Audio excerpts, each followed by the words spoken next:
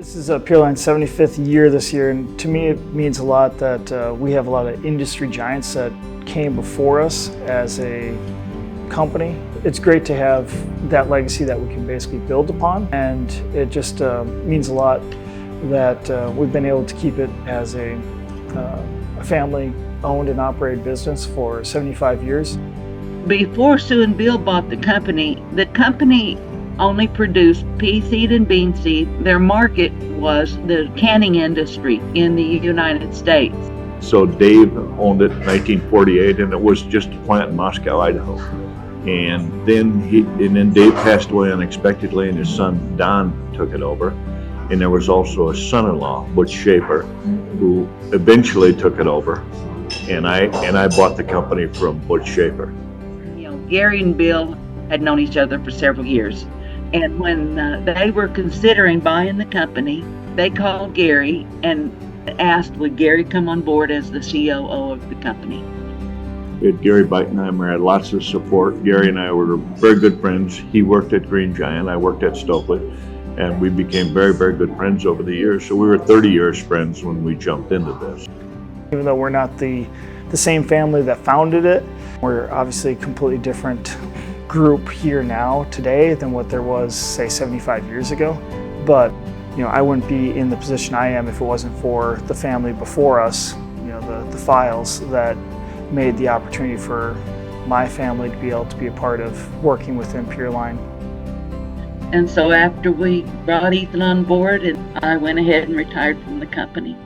He's so good with people. He was great at the conventions. He's just a sharp kid. Learned about Ethan through church.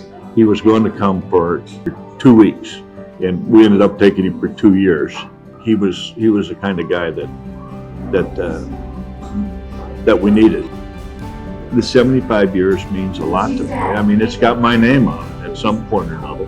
It's my name is still there, and I still feel that. 75 years of operation, I think that's a huge milestone.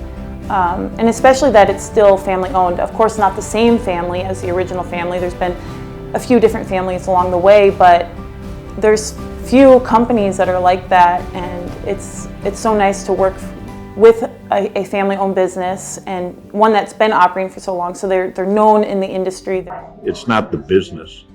That business is pretty similar to a lot of other businesses, but the people are better. I mean, we had very good people. We're very fortunate to have good people around us. Your goal that you're trying to have is the people that you work with, whether it be a partner or whether it be a supplier or customer, that you're going to be doing this for 30, 40 years, that you just build those type of relationships. Relationships at Pureline, I would say that's key. I mean, and I would say probably any company could say that, but not only within our industry, it's such a tight-knit industry. Everybody knows everybody, and it is one great big family in one sense. Care comes deep down inside. When you care for your people, a lot of times they'll care for, it's just a cause and effect type of relationship that happens. We're showing love and care for them. A lot of times they'll show love and care back. You can pay people to work, but you can't make them care. So if you get that care culture in a company, you'll be successful. If you got a decent product, you'll be successful. It's a really nice place to be working at. Everybody's really cool. We have some of the best bosses out there. We have the best breeding program, I believe, and they take care of their workers. We have a great team, a fantastic web of collaborators and contributors, so we are very pleased to be part of Pureline. We're still striving in the seed industry, and we're making strides to keep up with technology, and I think we're hopefully going to go another 75. I would say it's the people. I mean, the people are probably my favorite thing. Then I would say my next favorite thing is actually just being able to go out and walk a field and walk a trial and see the whole crop. And you know that this is either it might be a seed crop or it might be a product that's going to be going either fresh or frozen or canned, whatever it might be. But then you realize this is going to go feed somebody.